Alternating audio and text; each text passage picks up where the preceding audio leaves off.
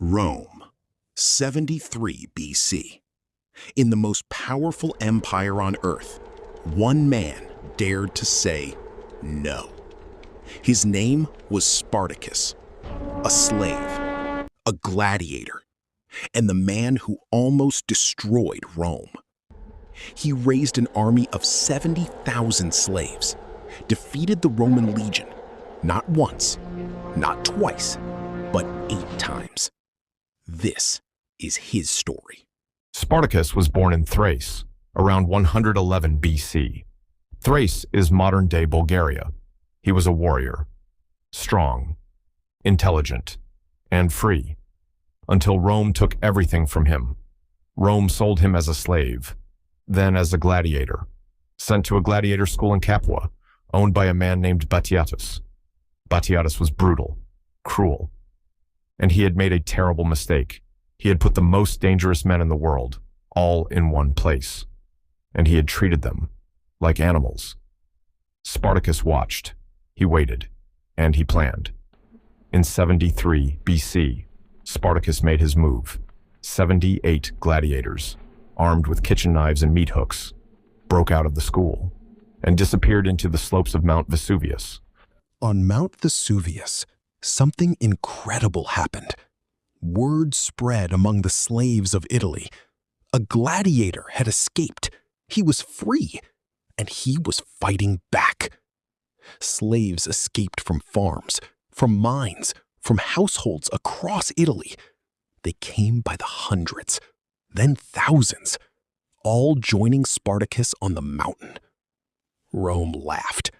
They sent a small force of 3,000 soldiers to deal with what they thought was a simple slave problem.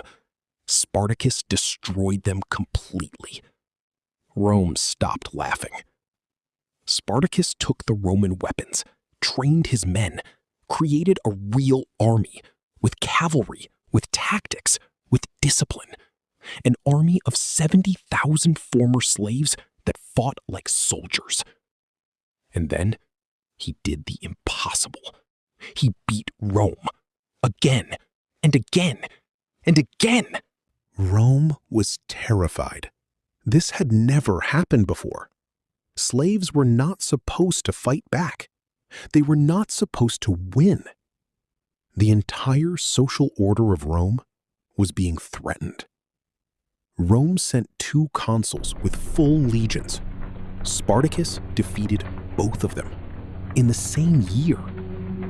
He then marched north toward the Alps.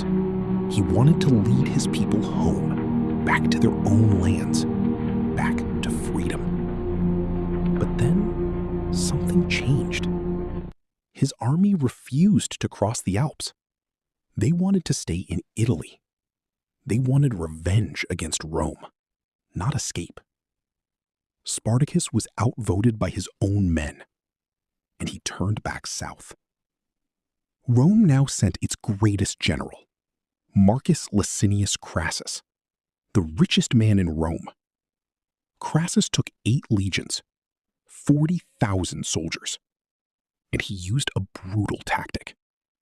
He built a wall, 55 kilometers long, across the entire toe of Italy, to trap Spartacus. Spartacus was trapped. Winter was coming. Food was running out. His men were starving. But Spartacus did what he always did, the impossible.